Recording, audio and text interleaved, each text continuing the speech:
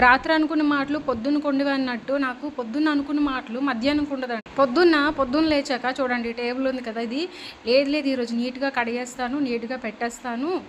అప్పటికి చెప్తున్నారు మా ఆయన, వద్దు ఇలాంటివన్నీ నువ్వు చేయలేవే, ప్రస్తుతం నీరసంగా ఉన్నా కదా, వద్దన్నా సరే లేదు ఇది ఒకటే పెండింగ్ ఉండిపోయింది, నీట్గా క్లీన్ చేస్తానని దీన్ని తీసుకొచ్చేసి పాటలు కడిదేసేసి పైప్ కింద పెట్టేసి ఇప్పుడు టైం వచ్చేసి ఎంత అయిందో తెలుసా, 4 అయింది. ఇంతవరకు కూడా ఈ టేబుల్ అక్కడే ఉంది. ఈ గ్యాప్లో మా ఆయన రావడం, మధ్యాహ్నం వచ్చేసి లంచ్ చేసి టీ కూడా తాగేసి వెళ్ళిపోయారు. ఇంకా ఇది క్లీన్ చేశాక స్నానం చేద్దామని చెప్పేసి పొద్దున్న నుంచి కూడా స్నానం చేయకుండా అదే జిడ్డు అవతారంలో అయితే ఉన్నాను అనమాట. ఆ టేబుల్ని క్లీన్ చేయను, ఒకవైపు స్నానం కూడా చేయలేదు, అలా ఉండిపోయి ఇంకెలా అయితే పని కాదని చెప్పేసి ఇంక సాయంత్రం వచ్చేసరికి కూడా అలాగే ఉంటే తిట్లు కాయాలని చెప్పేసి ఇంకా మెల్లగా బద్ధకమంతా వదిలించుకొని అయితే నీట్గా అయితే క్లీన్ అయితే చేసేసారు. నాలో ఉన్న బెస్ట్ క్వాలిటీ ఏంటంటే నేను లేట్గా చేస్తా, బద్దకిస్తా, కానీ ఒకసారి పని స్టార్ట్ చేశానంటే మాత్రం సరాసరి నేను చేసేస్తాను. ఇది కూడా చాలా క్లీన్గా చేస్తాను అనమాట, ఫాస్ట్గా చేస్తాను, వెంటనే అయిపోవాలి. కూడా అంతే, మా అమ్మ ఏదైనా పని చేస్తానంటే మా అమ్మని పని చేయనివ్వను, నేను చేయను. అమ్మ బట్టలు ఎక్కువైపోయావమ్మ ఉతికేద్దామంటే నువ్వు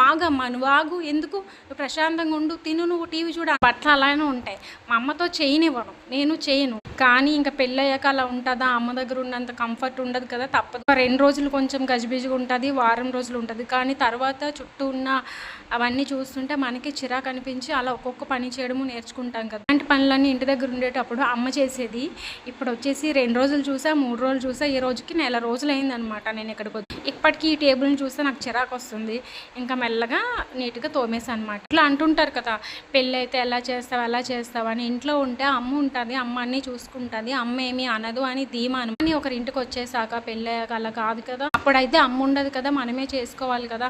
స్లోగా అన్నీ చేసుకోవడం నేర్చుకో. ఇంకా పొద్దున్న నుంచి అయితే జిడ్డు మొహం తున్నాను అనేసి చాలా ఇయర్స్ తర్వాత మొదటిసారి నేను జుట్టుకి ఆయిల్ వేసుకొని వారం రోజులు ఉన్నాను. ఎందుకంటే వారం రోజులు కూడా ఫుల్ హెడ్ఏక్ అనమాట. ఒకవేళ తల స్నానం చేస్తే ఆ హెడ్ఏక్ మళ్ళీ ఎక్కడ ఎక్కువైపోతుందో, రివర్స్ అయిపోతుందో భయపడి ఈ వారం రోజులు కూడా చేయలేదు. ఆ హెడ్ఏక్ వలన ఫేస్ కూడా నీరసంగా లాగేసినట్టు, కళ్ళు కూడా చిన్న కళ్ళు అయిపోయేవి. ఇంకా మా ఆయన వచ్చేసరికి కూడా నేను అదే జిడ్డు అవతారంలో ఉన్నానంటే తిడతారు, నువ్వు ఇంటి దగ్గర ఉండి ఏం చేస్తున్నావు, స్నానము చేయవు, మంచిగా ఉండవు, అలా ఉంటావు జిడ్డు మొహం వేసుకొని అనేసి. అందుకని స్నానం అయితే చేసేసాను. ఇక్కడ యూపీకి వచ్చాక ఇక్కడ ఎందుకో నాకు లోకల్ షాప్లో అయితే కాటుక సరిగ్గా ఇక్కడ వాడర్ ఏమో కానీ అడిగాను, కాజల్ ఎక్కడ ఉందో పెన్సిల్ అనేసి, కానీ దొరకలేదు.